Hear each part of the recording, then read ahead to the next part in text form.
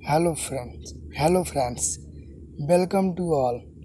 तो आज हम लोग का चैप्टर 10 वाक्य क्लास 9th CBSE का जो है उसका MCQ करेंगे।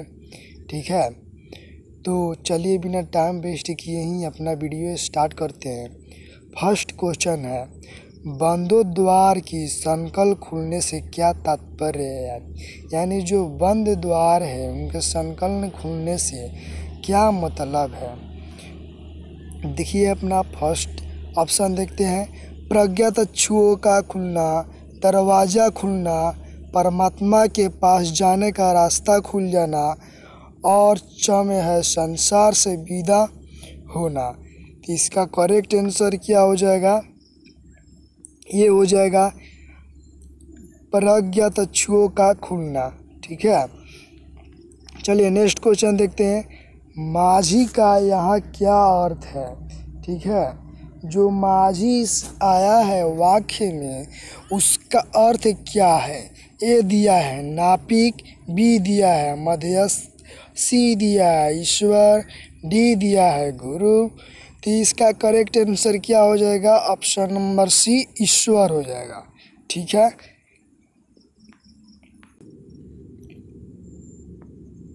ईश्वर हो जाएगा इसका। नेक्स्ट क्वेश्चन देखते हैं। हमारी ईश्वर से कब पहचान होगी? ठीक है, जो ईश्वर हैं उनसे हमारी कब पहचान होगी? इस क्वेश्चन का मतलब है, ऑप्शन दिया है ए नंबर, जब हम कर्मों से लिप्त रहेंगे। बी दिया है जब हम शिक्षा प्राप्त करेंगे, जब हम दूसरों पर उपकार करेंगे, जब हम स्वयं को जानेंगे।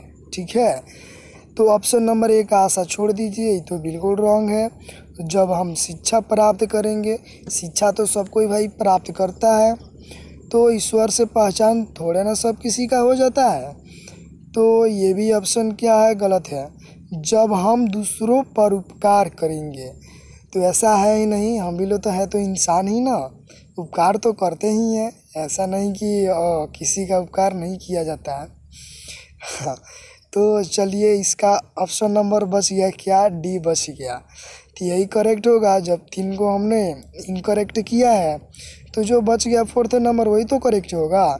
जब हम स्वयं को जानेंगे, ठीक है, हम स्वयं को अपने आप को जान जाएंगे कि हम क्या हैं, तब क्या होगी? हमारी ईश्वर से पहचान होगी।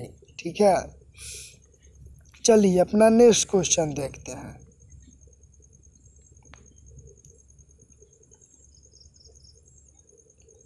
नेक्स्ट क्वेश्चन है, वाक किसे कहते हैं? ठीक है, जो वाक है आप लोग पढ़ रहे हैं उसको किसको कहा जाता है?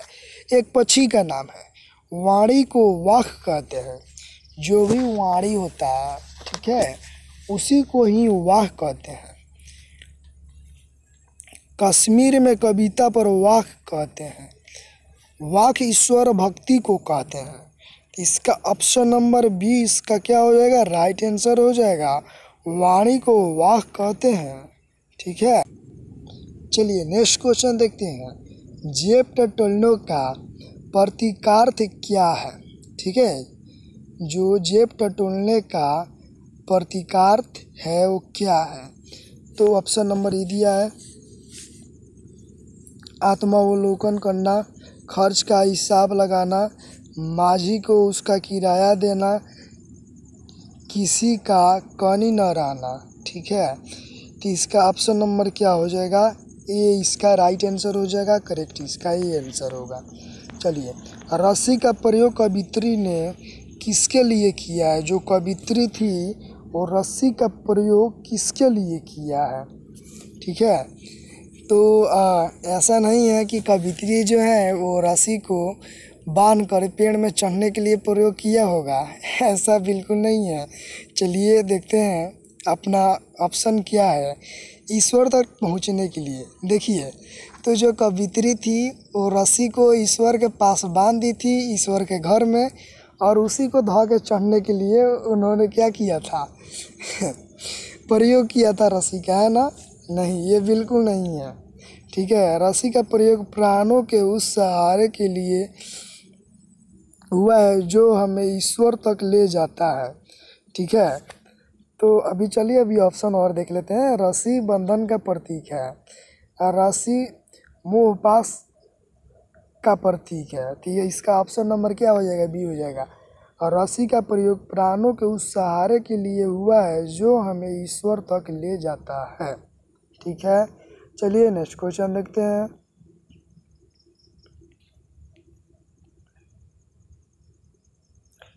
नेक्स्ट क्वेश्चन है, आप लोग का आंसर हम पहले ही दिखा दे रहे हैं।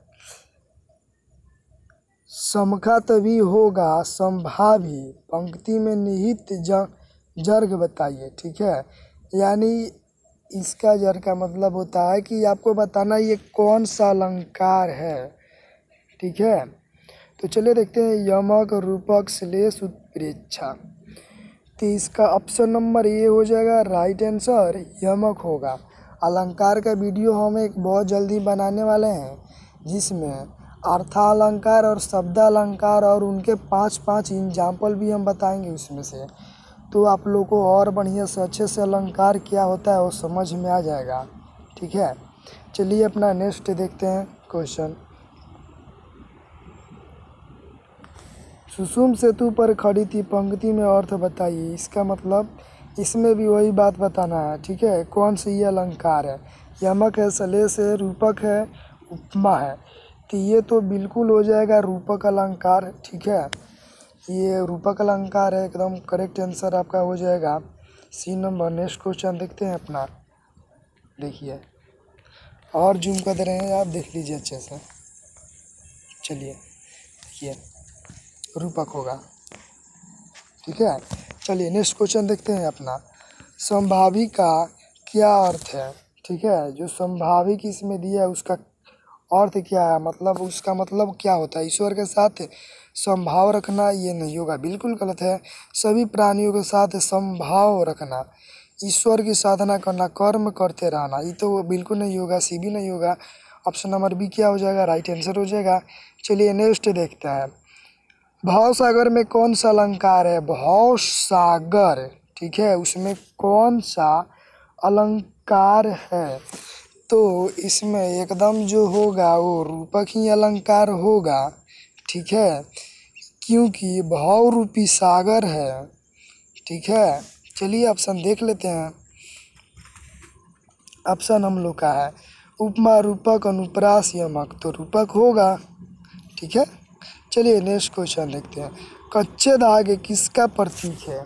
जो इसमें कच्चे धागे का प्रयोग किया गया है वो किसके प्रतीक है? ठीक है, वस्त्र का नहीं, ये तो बिल्कुल गलत है। डोर का, ये भी एकदम गलत है। कर्मों का नहीं, ये भी एकदम गलत। चलिए नेक्स्ट देखते हैं। नेक्स्ट जो बच गया वही इसका आंसर हो जाएगा। कमजोर व नासवान सहारे का। ठीक है, चलिए नेक्स्ट क्वेश्चन देखते हैं। ललद्य द्वारा रचित रचना को क्या कहते हैं? जो ललद्य रचे हैं, लिखे हैं रचना को, उसको क्या कहते हैं? दुआ कहते हैं, पद कहते हैं, वाक कहते हैं कि स्वभय कहते हैं? क्या कहते हैं? तो उसको वाक कहते हैं। ठीक है, इसका ऑप्शन नंबर सी सही है। चलिए, ललबद्ध को जन्म में से किस नाम से जाना जाता है? ललेश्वरी, लाल योगेश्वरी, और भी नंबर दिया है, ये जूम हो जा रहा है। ठीक है, इसके लिए सॉरी आप लोग का आंसर दिखा दिया। लाल रीफा, लंकेश्वरी, क्या कहते हैं इसमें से? तो इसका हो जाएगा ऑप्शन नंबर डी, लंकेश्वरी। चलिए नेक्स्ट क्वेश्चन देखते हैं। ललबद्ध का जन्म कहाँ हुआ था? जो ललबद्ध है उनका जन्म कहाँ हुआ था? तो इनका तो जन्म एकदम श्योर है कि चलिए पहले ऑप्शन देख लीजिए। नंबर है हिमाचल प्रदेश में, बी है श्रीनगर में, सी है कश्मीर स्थित पामपुर के सिमरा गांव। यही इसका क्या हो जाएगा? राइट आंसर हो जाएगा।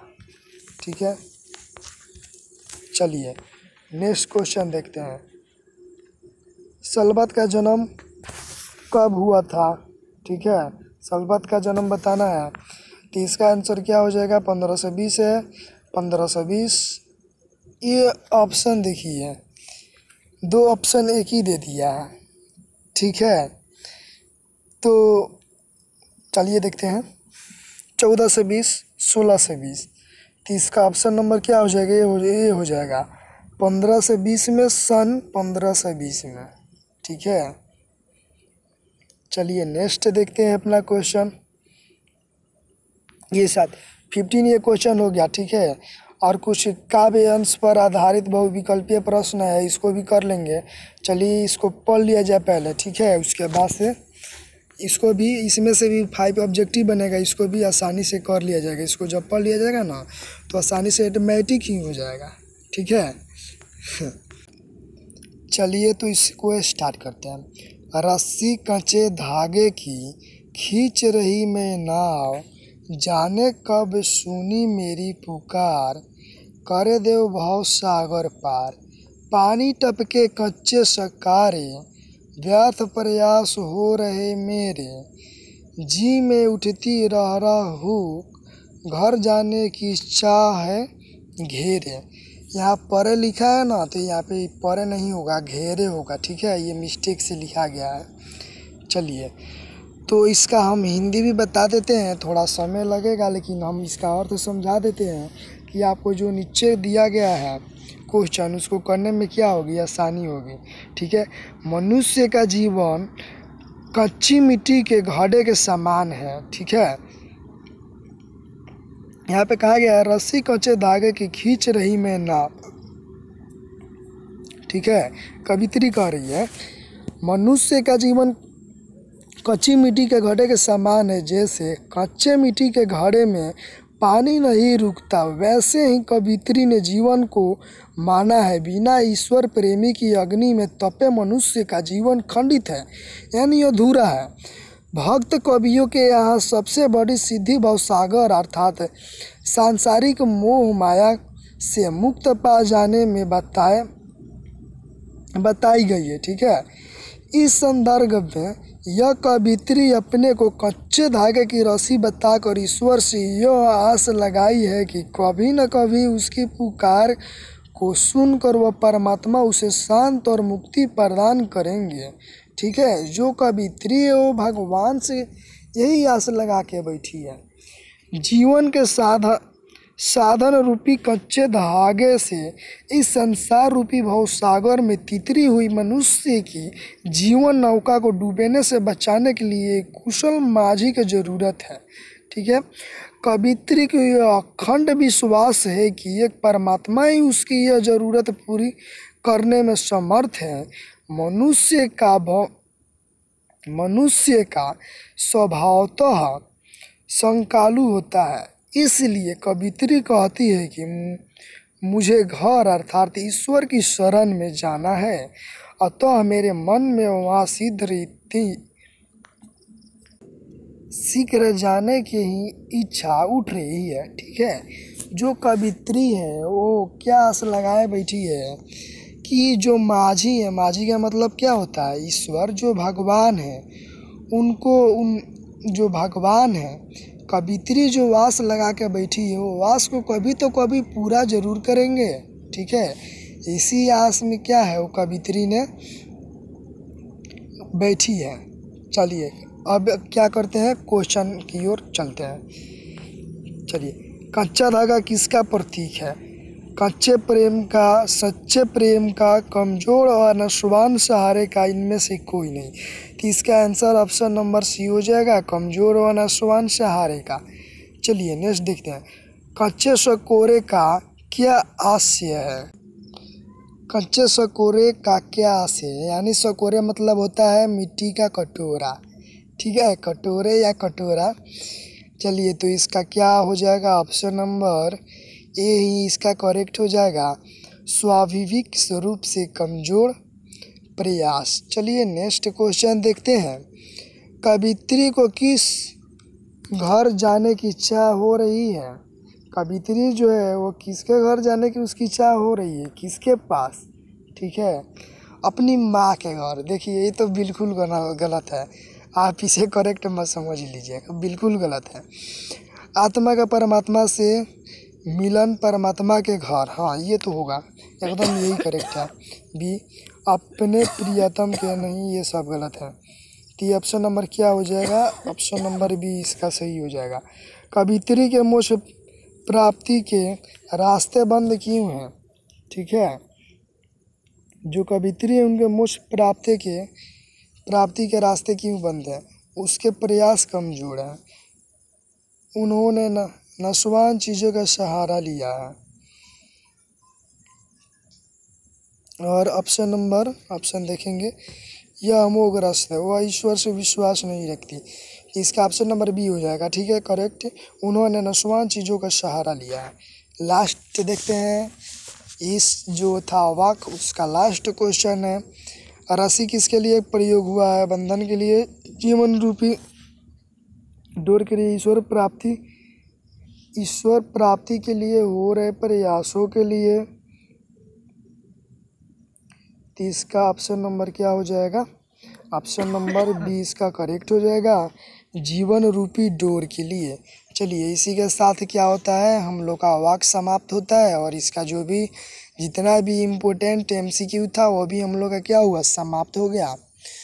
तो चलिए अब बेटा कीजिए नेक्स्ट वीडियो के लिए, शायद हो सके तो हिंदी का ही सिलेबस पहले कंप्लीट कर ले या तो बायोलॉजी का। तो जिस तरह से हमको समय मिलेगा उस तरह से वीडियो हम बनाएंगे और अपलोड करेंगे। ठीक है, तब तक के लिए बाय एंड टेक केयर।